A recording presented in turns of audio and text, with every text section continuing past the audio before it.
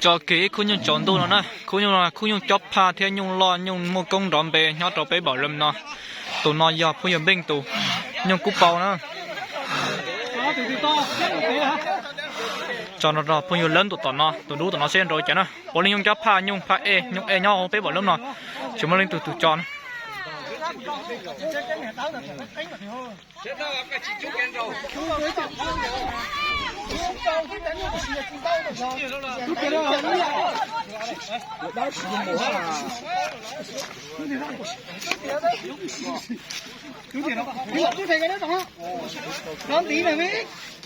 lo xì lô lên non để trồng nó cú như nó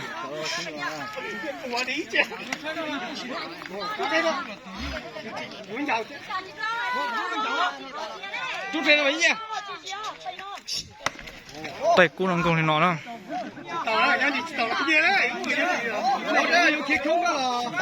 đèn trồng đi nó đó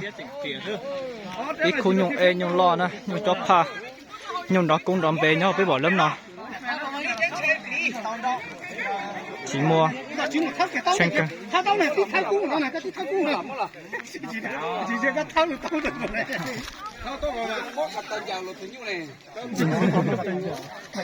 phải ngon vậy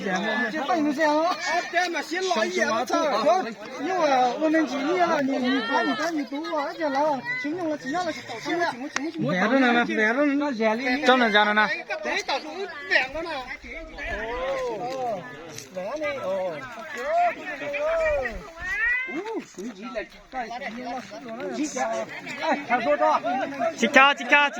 chị có ăn cô chẳng cô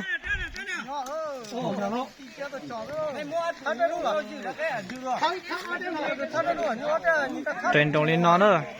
nhung lo nhung chóp phải kiểu chanh thế nào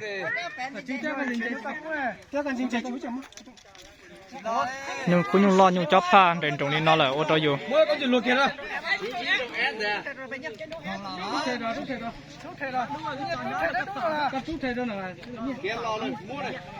khu là nhung lo là dù chanh chanh nữa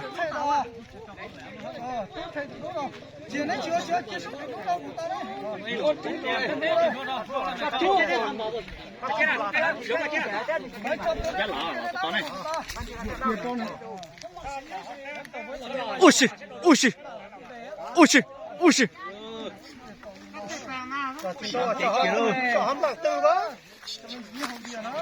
à chả xiết tiền luôn nếu không đăng ký mà giờ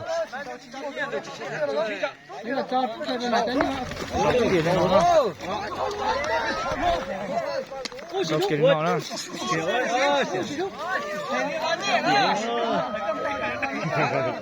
thế nên là trên đồng lên nó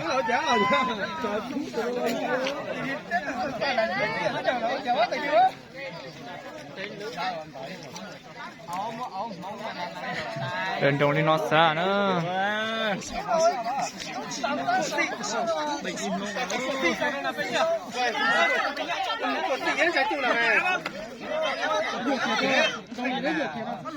phát sinh có lát sinh sinh kia phát sinh kia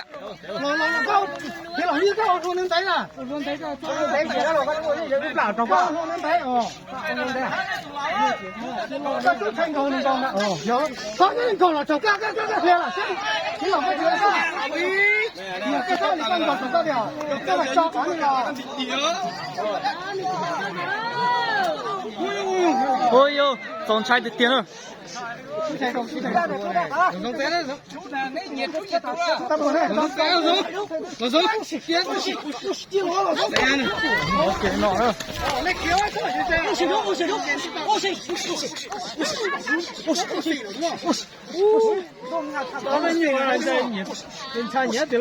không nhung nó nhung chóp pha nhung e là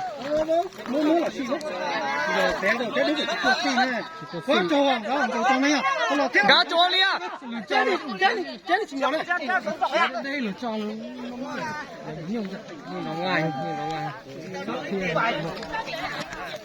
không nhung lon trâu là nữa nhung đó cũng đòn bền trâuอยู่trên càng cổ nè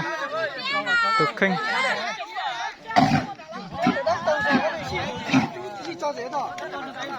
cá chú là vậy nè, cá sấu cá chú là nè, cá sấu cá mà, anh nữa nữa nếu ở tồn trái thâu này có nè Chả thì họ thấy được cho mà nó các con trâu mình cho mà nè mua tủ nó bản là nè như thế cái mới chủ tàu này mới chủ túi chủ là chú ló tủ chưa thế đó nè tồn trái á nè trái đây đó trái đây cái này này chú thấy nó lắm lọt thấy nó lắm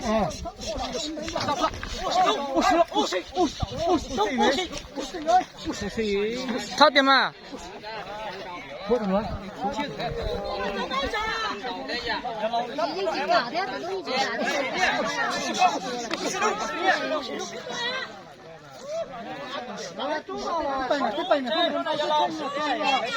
tồn trái thâu nè cũng như là chọn đầu đi nó sẽ tồn trái thâu nè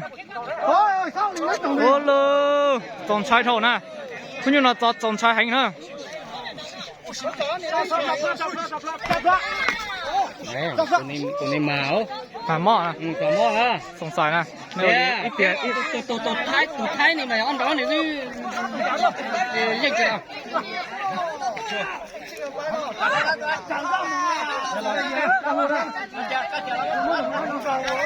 คุณยังจับผ่านจอนยุดกันก่อนเนอะแจ๊เขี้ยได้ Đây lộn trò đấy, các bé tụi đu ra rồi nè. Phải mua đi mua làm gì?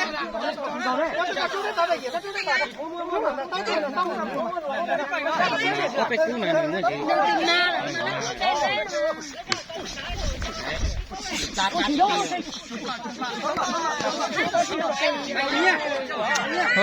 คุณเหรอแม่เอาตู่ทงที่ทอดรูแต่ทอดตัวตัวท่า con chó này là tụi sao đâu mình cha chị tồn mình chỉ trai á เรือมาเยอะมา mình cha chị tồn Để nó chỉnh lên nhiều thứ à? ในตู้จีจอนยุ่งอ่ะจอตัวตัวแต่ท่า mình cha chị tồn á คุณยังน่ะจอนยุ่งกันก่อนเด้อที่คุณยังเอเดสิมาจอนยุ่งกันก่อนเด้อ cho kia mà cha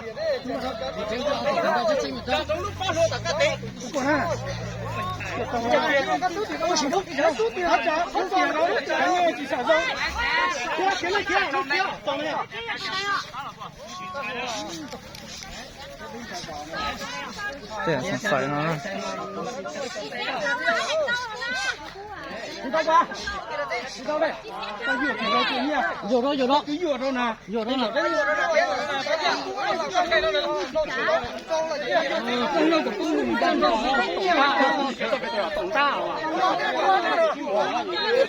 Nàyคุณยังน่ะจอนยุ่งกันก่อนเด้อ Cái lỏng như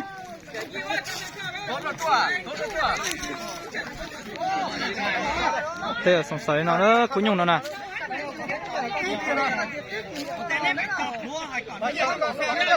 kia đó là gì đâu?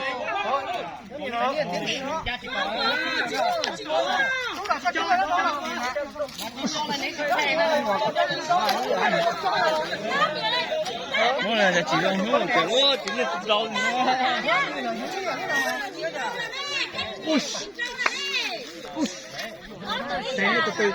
Từ tè. เขามาจองอ่ะ Này là lâu. Có xí được trăng à? Có xí được trăng à?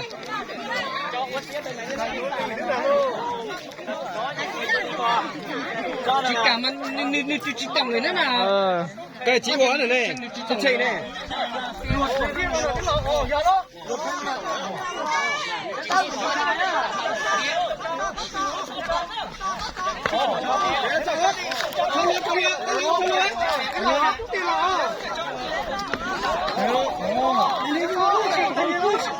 ok đi nọ nữa Cái này thì nhỏ lắm đấy. Cái này tàu xía công nghiệp, tàu xía công nghiệp. แล้วจอมันจีเบียนเนาะเจ๊แล้วยังจีต่อเสียจะจุ๊ก่อนเราเดี๋ยวจุ๊ก่อนเราเลยเนาะเฮ้ย Cái này là tàu xía, tàu xía. Cái này là tàu xía đó, thấy không?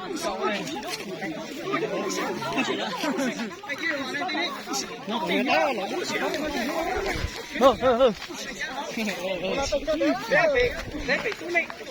thôi lên này trả bên này nữa ôi yo đây là sủng sải rồi nữa 你了，我点了，等到了，快进背，快进，去背，你等你休息。咋到给nó nữa thả chứ đánh gì thế nào nó không phải chết tao nữa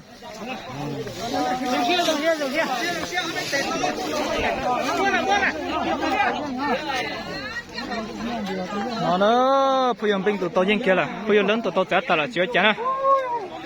cả nhiều年头现代cả nhiều nhiều nhiều年有个老王到点对我呢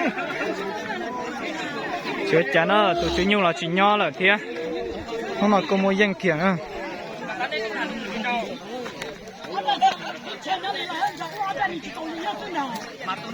nó nữa ya bà có mua dân à